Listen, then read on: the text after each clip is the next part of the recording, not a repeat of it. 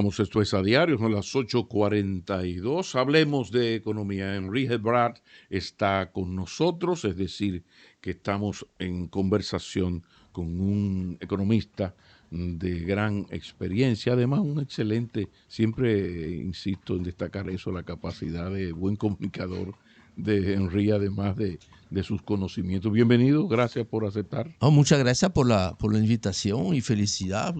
Estamos estrenando ahí Ay, sí. un nuevo, bueno, no es un nuevo sitio, pues es un nuevo estudio en un sitio ya que Claro. sigue creciendo. Qué bueno. Bueno, pero qué bueno. Hay un tema fundamental. La oposición le dice al gobierno que inflación no pega con reelección. Entonces, para que sonría la oposición y para que se ocupe el gobierno, hablemos de inflación. La situación inflacionaria en la República Dominicana en este momento. Perfecto. Mira, ese es un tema, yo creo que es el tema de mayor preocupación para la gente. Yo recuerdo que en abril, cuando salió publicada la encuesta Gallup, había unas preguntas sobre el tema de qué es lo que más le preocupaba a los hogares dominicanos, y en primera posición, con 42%, estaba el tema de la inflación. Y efectivamente, mira, la inflación ha sido el problema económico mayor a nivel mundial, y lamentablemente la República Dominicana no escapó de esta situación. La inflación mide la velocidad a la cual se van ajustando los precios. No necesariamente, y eso es lo que ha creado roncha entre la gente, y entendible, ¿no? De que efectivamente desde el sector oficial, el Banco Central, hasta el mes pasado, se estaba diciendo que la inflación estaba bajando, y a la gente le causaba sospecha porque vean que los precios estaban subiendo. Y efectivamente estábamos todavía hasta el mes pasado, en un momento cuando, lo cual puede resultar confuso, pero lo vamos a explicar, de que hasta el mes pasado la inflación subía, la inflación bajaba, pero los precios seguían subiendo. O sea, ¿cómo es esto? Porque Por precisamente favor. lo que mide la inflación es la velocidad a la cual cambian los precios. Cuando se dice que la inflación está bajando, no se está diciendo necesariamente que los precios están bajando, se está diciendo que ha disminuido la velocidad a la cual suben los precios. Es como, mira, tú andas un vehículo, ¿verdad? Tú andas en la autopista a 100, tú estás frenando a 80, no quiere decir que tú estás caminando hacia atrás, que nada más que tú estás, entonces tu velocidad, tu inflación bajó de 100 a 80, tu velocidad ha bajado, pero tú sigues avanzando. Eso es lo que estaba pasando con la inflación, cuando decía que, mira, la inflación hace un año estaba por encima del 8%, ahora está en el 4%, no quiere decir que los precios han bajado un 4%. Todo lo contrario, quiere decir que los precios por encima del 8% al cual estaban creciendo el año pasado han seguido creciendo, pero un 4%. Esto es, la inflación ha bajado. ¿Qué es el cambio fundamental a partir de este mes? Y ahí la gente lo va a entender. Es que ahora estamos entrando en una fase que empieza a ser quizás simpática. Es que ahora yo digo, la historia tiene un titular nuevo, que es la inflación baja y los precios también. Que eso es lo que la gente quería ver. Que la inflación empezara a bajar, no porque está bajando la velocidad a la cual siguen subiendo, que es lo que nos afectó durante 3 años, especialmente en los alimentos, que es lo más terrible, porque los alimentos representan el 50% del presupuesto de los hogares más pobres. Por eso que se acostumbra a decir que la inflación es el peor impuesto a los pobres. Es un impuesto a la pobreza. A partir del mes pasado, a partir ya de mayo, junio, vamos a decir, estamos viendo dos fenómenos. Primero, al fin empezaron a bajar los combustibles, aunque no sea mucho, pero sí ya está empezando a bajar. Inclusive, mira, el combustible más sensible para la gente y también para calcular la inflación, que es el GLP. Ya el GLP en 5 semanas, en 6 semanas, ha acumulado baja por 11 pesos con 50 centavos. Todavía es relativamente caro, pero ya ha empezado a bajar, y estamos en una situación donde, mira, el mecanismo de congelación de precios de los combustibles, que eso es lo que ha permitido que el tema de la inflación no sea peor, que creo que terminó siendo el año pasado la decisión económica más trascendental que se haya tomado. Y consta para expediente, y quiero volverlo a repetir porque hay que ser honesto con esto, cuando el presidente Abinader el año pasado, a principios de marzo, ¿verdad? Marzo 2022, anunció este mecanismo de congelación de los precios, yo al principio yo no estaba dentro de los más favorables, porque típicamente a los economistas no nos gustan los subsidios y yo decía lo que dice el libro de texto. En el caso de los combustibles, tú subsidias, ¿quiénes son los que más se benefician? Son los hogares más ricos. Eso es cierto en los libros. Ahora, en el caso de la República Dominicana, este mecanismo de congelación de los precios de los combustibles terminó siendo una inversión en paz social. Eso es lo que ha permitido que el año pasado, a diferencia de otros países, la economía dominicana pudo crecer. Este crecimiento permitió inclusive generar recaudaciones muy superiores a lo que terminó costando este subsidio a los combustibles. Entonces, con la baja ahora de los combustibles, empieza entonces a retroceder un componente importante en el cálculo de la inflación. El precio de los combustibles se lleva prácticamente entre un 30 y un 40% de lo que es la fórmula de la inflación. Por encima de esto, el otro componente que empieza a bajar, y que bien, porque está empezando a bajar sobre niveles muy altos, es el tema de algunos alimentos. Lo que sí he podido observar de la base de datos del Banco Central es que ya algunos productos frescos, algunos cortes de carnes, pero sobre todo algunas frutas y vegetales, y ahí en la parte de fruta, por supuesto, al fin ya lo que es plátano, guineo ha empezado a bajar, pero está bajando desde niveles que fueron sumamente altos por el tema de la tormenta Fiona. Entonces, ya tenemos también ahora ese componente de los alimentos que está empezando a, ahí sí, marchar hacia atrás, porque ya no es solamente que la velocidad está disminuyendo, sino que los precios están empezando a bajar. Esa es la razón por la cual ya se espera, ya estamos basando debajo del 5% a mayo, y hoy les doy una primicia, yo no lo había comunicado todavía, pero vamos a aprovechar estar con ustedes, entre amigos. Al cierre de junio, la inflación acumulada los últimos 12 meses va a caer debajo del 4%. ¿Qué nos dice esto? Y eso es una muy buena noticia, porque esto va a ser el motivo que necesita el Banco Central y la Junta Monetaria para seguir recortando las tasas de interés. Y esto es de mucho interés para todo el mundo, porque eso es lo que va a permitir, de un lado, baja de precios, del otro lado, baja la tasa de interés, que se suma a, durante 3 meses hemos tenido aumento de los salarios mínimos de referencia. Abril fue sector privado no sectorizado, mayo fue zona franca, y en este mes de junio es el sector turismo, que es muy importante. Todo eso hace que con todo este dinero, los 94.000 millones de facilidades que se han anunciado, entiendo que el segundo semestre del año 2023 va a ser mucho, pero mucho mejor que el arranque de este año 2023, que fue muy flojo. El crecimiento fue apenas 1.2% durante los primeros 4 meses del año.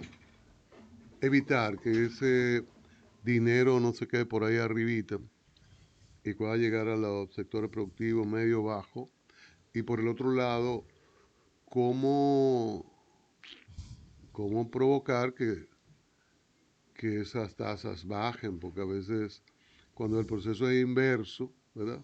Cuando es algo que sube, eso se refleja inmediatamente en ese mismo mes lo que uno tiene que pagar. Pero después hay que esperar unos procesos y a veces 2, 3 meses y no hay manera. Bien. Primero con el tema de la tasa de interés, que efectivamente se acostumbra a decir que la tasa de interés sube por el ascensor y baja por la escalera, si es que consiga la escalera. Entonces, ahí ya ha empezado a bajar un poquito las tasas. Diariamente el Banco Central publica el promedio de todas las tasas del sistema, y ya vimos que por primera vez en junio había una baja todavía muy ligera. Estamos hablando de entre 0,50 y 1% en las diferentes tasas, que sea para comercio, para consumo, o especialmente la tasa hipotecaria, que es la que más ha bajado. En el caso de las dos primeras, consumo y comercio, ya regresamos al nivel de las tasas del mes de enero de este año. Todavía alto, pero vamos a decir ya empieza a mejorar. En el caso de la tasa hipotecaria, que es la más barata de las tres, regresó al nivel de julio del año pasado. Eso es algo positivo porque la gente que nos escucha lo entiende muy bien. O sea, si efectivamente logra bajar la tasa de interés, la cuota del préstamo que tú estás pagando con el banco o con la financiera, te va a significar un ahorro, un dinero disponible que tú no tenías hoy en día para comprar en el supermercado o para hacer una salida, etcétera, etcétera, ¿no? Entonces, lo que sí yo creo que es importante es que desde el Estado se recurra a todas las armas que tiene el Estado. En este caso, el Estado dominicano tiene la ventaja de ser un actor fundamental del sistema financiero, porque el Banco de Reserva es estatal. Por ende, yo creo que el Banco de Reserva pudiera o debería ser usado como el abanderado de iniciar una baja acelerada en las tasas de interés. Porque mira, si el Banco de Reserva, y no estamos ahí para hacer publicidad ni nada, estamos hablando tranquilamente, al bajar la tasa, un banco tan importante como el Banco de Reserva, eso obliga a los demás a hacer lo propio. Entonces yo creo que de este lado vamos a ver, a mí me sorprendería que a final de este mes de junio no haya una nueva baja por parte del Banco Central, la Junta Monetaria, porque las condiciones están dadas y probablemente es lo que vamos a ver durante todo lo que resta de este año 2023. En el caso de los precios, ahí es fundamental lo que tú acabas de mencionar, porque si vemos episodios similares donde se ha puesto a facilitar dinero, la queja generalizada, especialmente entre las micro y pequeñas empresas, en el caso de las medianas quizás no tanto, porque cuando hablamos de medianas empresas en República Dominicana son empresas muy organizadas, con facilidades para hablar con el banco, pero para las pequeñas y las micro siempre hubo la queja de le resultaba muy difícil tener acceso porque no está quizás dentro de su cultura o dentro de su capacidad acostumbrada. Por otro lado, obviamente el banco siempre va a preferir financiar a una grande o una mediana. Entonces ahí yo creo que sería importante que todas esas facilidades no se queden en una sola ventanilla. Yo creo que hay que habilitar ventanilla especial para las pequeñas y para las micro porque han sido muy afectadas por la inflación, porque la inflación ha hecho que el capital de trabajo necesario para reponer inventario en un momento creció tanto que algunas empresas se fueron asfixiando, no tuvieron la capacidad de reponer inventarios. Henry Ebram, economista, analista. Te voy a llevar para los hogares, Henry. A lo mejor aquí también puedes ayudarnos un poco. Porque cuando estamos hablando de que va a bajar o que la inflación, ¿verdad?, va a tener unos niveles que va a posibilitar algo positivo, sucede que muchas veces si yo suelto esta cabina y me voy a mi casa, no tengo la misma interpretación. Porque el deber ser, los libros y la academia dicen eso. Pero nosotros, lo que vamos al supermercado, lo que pedimos con el delivery, no lo sentimos nunca. No sentimos que se desacelera, no sentimos que disminuye la inflación, no sentimos todo aquel fraseo que es positivísimo, a lo mejor para la macro, pero que para nosotros en la micro se mantiene igual. No, y ahí, de nuevo, el tema de la inflación, que es un problema a nivel macro, lo es especialmente a nivel micro, porque de nuevo, es una inflación a los más pobres, a los más vulnerables. Y ahí sí es verdad que están empezando a bajar algunos precios, todavía siguen subiendo otros. O sea, tú, por ejemplo, en el caso de los alimentos, todo lo que es alimentos procesados, yo no he visto baja. Entonces ahí, mira, creo que de nuevo, mira, yo he ido evolucionando. Cuando yo llegué hace ya casi 30 años a República Dominicana, yo estaba muy dañado en mi pensamiento, probablemente por el lado europeo que me tenía muy marcado. Y quizás yo pensaba más en el liberalismo y eso, que mira, el mercado lo arregla todo. No, el mercado lo daña todo. Porque mira, el mercado no existe, mira, es una fantasía, es una Totalmente. falacia. O sea, la falacia del mercado, y especialmente mira, en un país como la República Dominicana, quizás por la condición de isla, un territorio cerrado, hace que realmente, mira, tú no tienes el nivel de competencia suficiente para que lo que con mucha facilidad subió, cuando tenía que subir porque los costos de importación, los fletes habían subido, cuando empezaron a bajar, oye, a nivel internacional, los precios de los alimentos han bajado durante 14 meses seguidos. Los precios de los fletes han vuelto a donde estaban antes del COVID. Sin embargo, tú ves que muchos precios todavía no han bajado. Yo creo que ahí la mano del Estado se impone. Bueno, lo que pasa es que ahí entramos a Exacto. la política, Henry, en el sentido de que está muy bien lo del mercado siempre y cuando haya un Estado suficientemente fuerte para regularlo. Entonces yo dejo que los actores interactúen muy bien. Decidan. Ahora yo como Estado tengo mis entes reguladores para poner orden a partir de los intereses de la gran mayoría que no tienen esa fuerza para defenderse. Pero una reflexión que te quiero pedir, hay una vieja discusión y es, bueno, se quieren llevar productos baratos, asequibles a las grandes masas. Resulta que por un asunto de importación, yo puedo colocar productos, incluso agropecuarios, a precios más bajos que como lo puede hacer el productor local. Entonces yo quiero beneficiar a las grandes masas, pero cuidado, tengo que defender al productor local y esto de la seguridad alimentaria. Claro. ¿Dónde está el bendito equilibrio en esto? Buenos precios para el pueblo, pero seguridad alimentaria y protección para el productor local. No nos vayan a hacer los gringos lo que hicieron con el arroz haitiano, por ejemplo. Mira, interesante tu pregunta. Yo creo Tómate que, tu tiempo. yo creo que los hacedores de política económica, ¿no? Los que tienen que decidir de la economía, tienen que ser una especie de DJ, ¿no? Que tú tienes una serie de cursores, ¿verdad? Como vemos ahí en la tabla de control, donde ahí, mira, el Banco Central, el ministro de Economía, el de Industria y Comercio, el de Agricultura, el de Hacienda, pues tú vas ajustando los cursores de modo que haya efectivamente un equilibrio que permite, mira, lo peor que tú puedes hacer, especialmente en esos momentos, es matar a la producción nacional.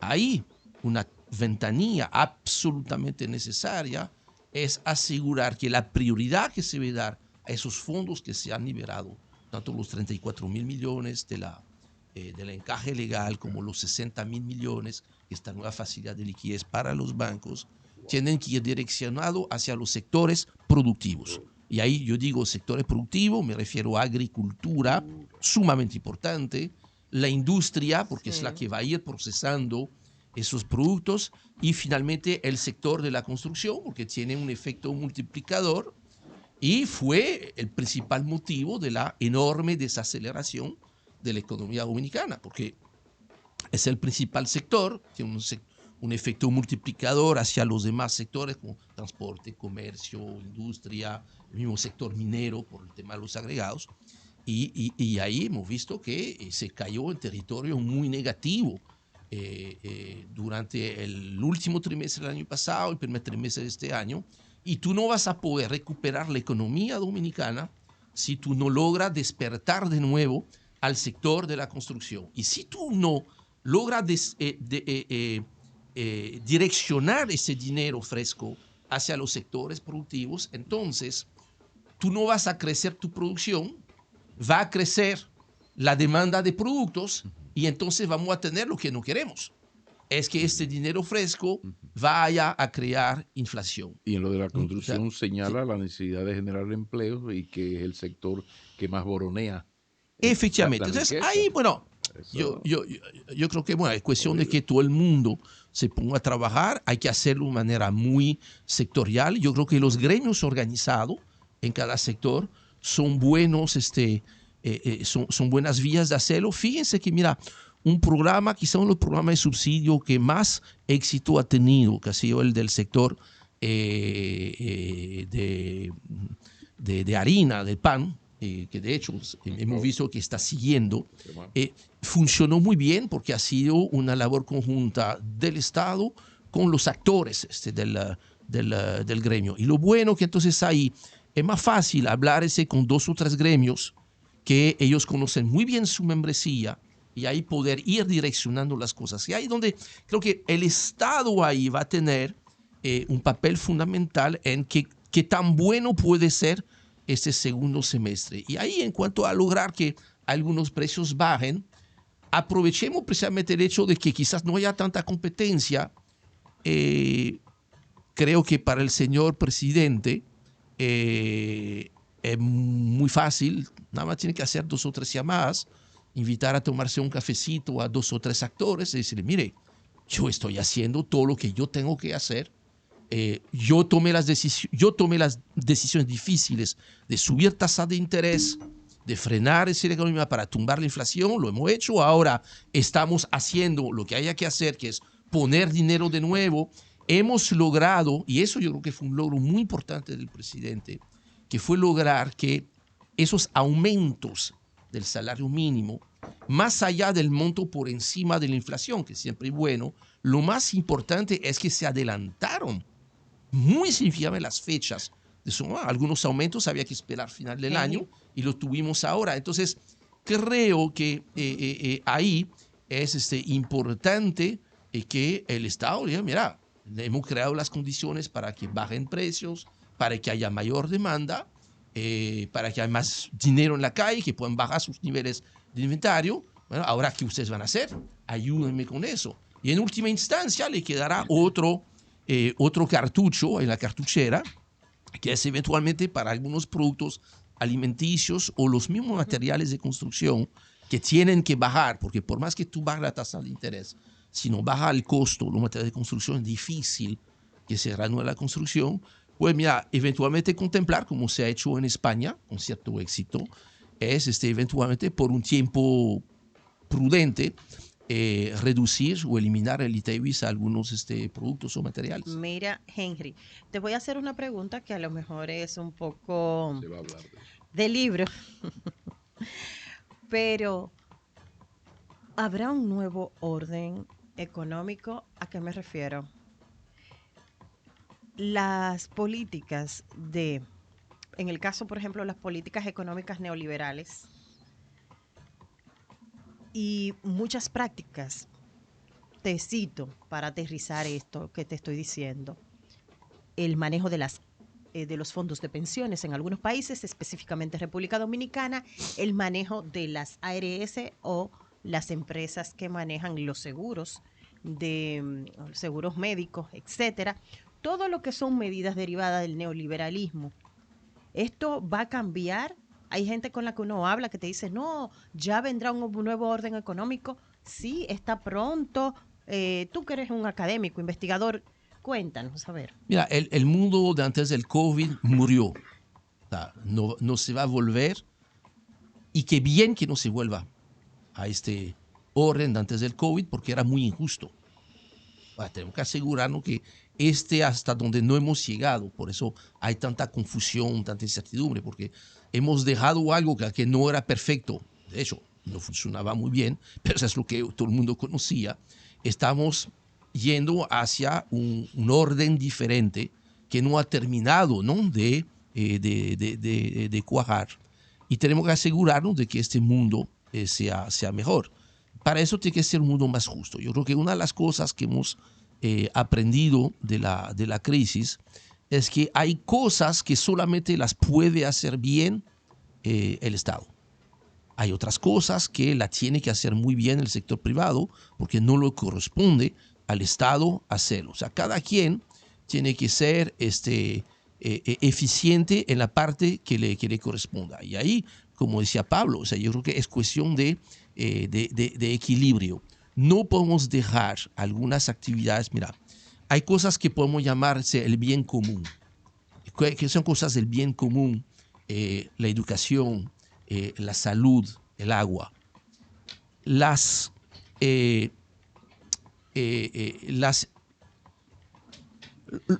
malos manejos que han tenido los estados han llevado que, porque la naturaleza no le gusta a lo vacío, ha hecho que cuando el Estado lo estaba haciendo mal, surgió entonces el sector privado para hacerlo. Lamentablemente que cuando el sector privado se mete en este tipo de actividad, tiene que generar ganancia. Y el tema del agua, del aire, de la salud y de la educación no es un tema para hacer este negocio. Es ahí donde es importante que hay en esos sectores el Estado lo tiene que hacer muy bien.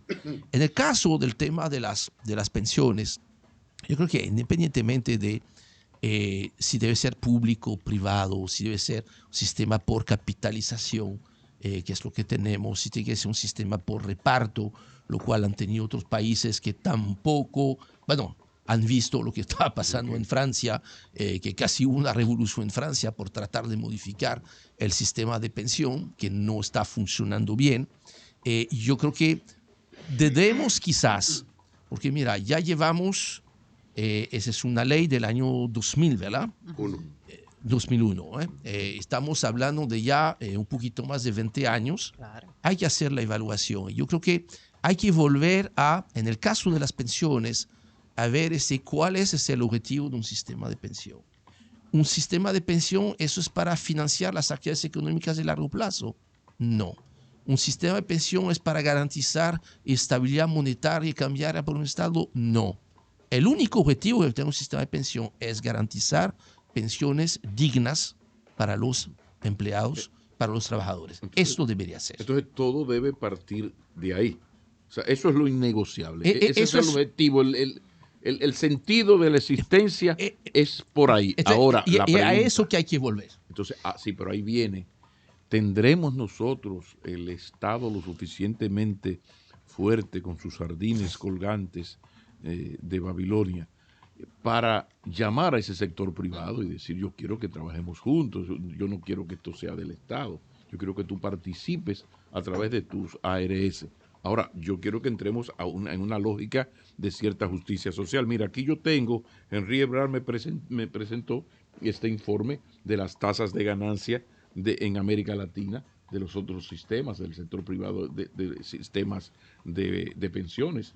Y lo de ustedes llora ante la presencia de Dios. Ven, yo Estado quiero conversar contigo, vamos a sentarnos a conversar. Pero resulta que no, que a la hora de la verdad, el Estado, a la hora de la verdad, huye. Y no hay manera, por eso no se ha hecho el pacto fiscal, que manda una ley, y por eso no se quiere hacer, actualizar esa ley, porque no es lo que plantean los extremistas, de baratar todo esto y lo logrado, no, es llevar esto a cierta Sí, porque lógica. ahí el remedio puede ser ese peor que la misma enfermedad, ¿no? Cuidado. Yo creo que eso. de nuevo, en el caso de las pensiones, hay que volver a cuál es el objetivo. Y el único objetivo, y ese era el tema de discusión, porque sobre eso es más fácil tener un consenso. Es primero ponerse de acuerdo sobre qué es lo que se quiere lograr. Y cuando hablamos de pensiones dignas, estamos hablando prácticamente de 3 elementos.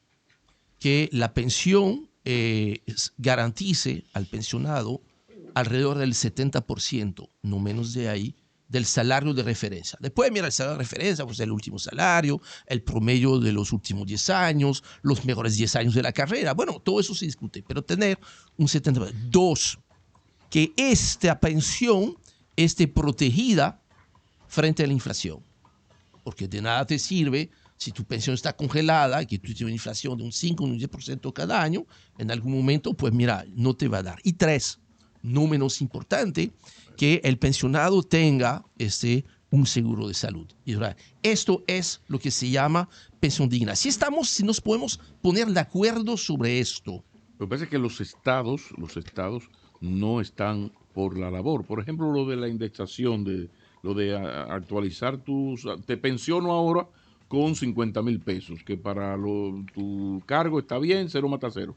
Pero si tú no me lo vas indexando, dentro de 15 años es un salario de miseria. Hace 25 años pensionaban a una maestra con 15,000 pesos, no era una mala pensión. Pero hace 30 años. Pero resulta que la ley manda a que eso se haga, pero los gobiernos huyen. Hubo una negociación, una mediación del defensor del pueblo en el Ministerio de educación y hubo conversaciones y negociaciones entre el ministro de entonces, Fulcar, y el defensor del pueblo Ulloa, y se hizo, se logró excepcionalmente.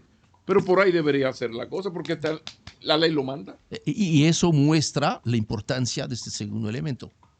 Además del Senado, tiene que haber una indexación y tres, tiene que haber una protección al nivel de la salud, porque mira, antes tú te pensionabas, tú no ibas a durar mucho tiempo.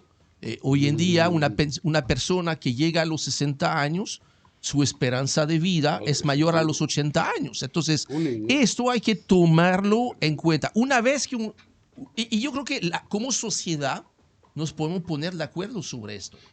Después, entonces, una vez que hay acuerdos sobre esto, hay que sacar la calculadora. Porque después es un asunto de números. Porque mira, si los números no dan, no dan. Y existe esa posibilidad de que el pensionado salga del trabajo con un seguro médico. ¿Qué se puede hacer? ¿Pagar más? Porque también hay un asunto de cuánto paga ese trabajador hoy. Yo gano 30 mil pesos. ¿Cuánto yo dejo para mi pensión? Entonces vamos a sincerizar la conversación. El tema de la seguridad social, que sea en la parte de salud o en la parte de pensiones, los dice, no es seguridad personal, se llama seguridad social. Entonces, el componente de solidaridad es fundamental. Cuando se inventó el tema de la seguridad social al finalizar la Segunda Guerra Mundial en Francia, donde los dos extremos del ajedrez político, que eran los que manejaron la resistencia frente a los alemanes, de un lado el Partido Comunista, del otro lado el Partido Gaullista, el del general de Gaulle, pues se pusieron de acuerdo un pacto social sobre ese tema, que era que tenía que haber una doble solidaridad con el tema tanto de salud como de pensiones, entre la gente que tenía más, la gente que tenía menos, y entre las generaciones. Si no hay ese componente de solidaridad, que se puede traducir de varias formas, que el que gane más pague más, o que a través de los impuestos que se cobran, que desde el Estado parte del presupuesto, venga con un aporte al sistema, pues son las formas de hacerlo. Ahora, de hacerlo de manera solitaria, que cada quien lo haga en función de su capacidad contributiva, como en el caso de los impuestos, pues entonces el más rico siempre va a estar mejor, el más pobre va a ser ese sin protección. Lo que pasa es que es bueno ir a los orígenes de ese estado de bienestar y recordar lo que era el Partido Comunista francés en aquel entonces, o el Partido Comunista italiano. Era una fuerza donde había una derecha y había una izquierda, y aquí hay que pactar porque yo tengo fuerza. Ahora, ¿qué ocurre en un país donde esas fuerzas alternativas en la práctica diríamos que no existen? Exacto. Entonces aquí es una lucha de derechonas. Entonces hay una debilidad para esa negociación, para lograr eso. Yo creo que es un asunto también, mira, y es cierto que los ciclos políticos son cortos. Entonces tú no vas a pensar quizás dentro de 20 o 25 años, pero si tú, mira, un político piensa en las próximas elecciones, un estadista piensa en las próximas generaciones. Eso es lo que diferencia un jefe de Estado y un jefe político. Entonces, esto es un asunto de sostenibilidad del sistema, y esa es una discusión que ojalá se aproveche el calendario, el presupuesto 2015, gane quien gane las elecciones del año que viene, tendrá la responsabilidad de volver a la mesa el tema de las reformas estructurales. Y dentro de esas reformas, el tiempo ha venido para revisar todo esto, y yo no quiero verlo como algo negativo, porque no hay nada peor que mantener lo que hay ahora, porque sabemos todo que si no lo arreglamos, dentro de 5 o dentro de 10 años, como sociedad nos vamos a enfrentar a graves problemas. Henry, en 30 segundos, finalmente. A los políticos no le importa. ¿Cómo este proceso electoral podría trastornar todo eso que has hablado y que parece que es un proceso de recuperación? Las decisiones que se adoptan siempre desde los gobiernos para retener el poder. ¿Cómo el proceso podría trastornarlo todo? Una oposición que es acoso y derribo, y un gobierno que intenta que no haya el menor ruido con fines de voto. Entonces, en 28 segundos. La única ventaja que yo veo esta vez es que las políticas que naturalmente tú desde el Estado tú vas a querer hacer para tener mayor posibilidad de reelegirte, que es poner dinero en la calle, facilitar las cosas, esta vez van exactamente en la misma dirección de lo que te está permitiendo y lo que se está pidiendo la economía. Entonces, a diferencia de quizás de otros periodos donde tú querías hacer esto, porque obviamente tú querías ganar, pero las condiciones económicas te dicen, no, lo que hay que hacer es exactamente lo contrario. Entonces es ahí donde yo no veo contradicción, por lo menos hasta final del año, entre las medidas que se están tomando, que claramente pues, favorecen políticamente, pero son muy correctas, son una respuesta correcta a lo que es el entorno económico. Podríamos decir que al presidente Abinader se le reunió el hambre con las ganas de comer. Que la Magdalena le guíe. A ver. Mira, quizás hay un poquito de justicia divina en lo económico, porque mira, si hay un mandatario le tocó muy duro llegando, fue él. Entonces, si le es un poquito más fácil en la segunda mitad de su mandato, pues mira, quizás hay un poquito de justicia, ¿no? Bueno, el economista Henry Ebrard ha estado con nosotros. Muchísimas gracias, Henry. A ustedes. Qué buena conversación. Nosotros continuamos.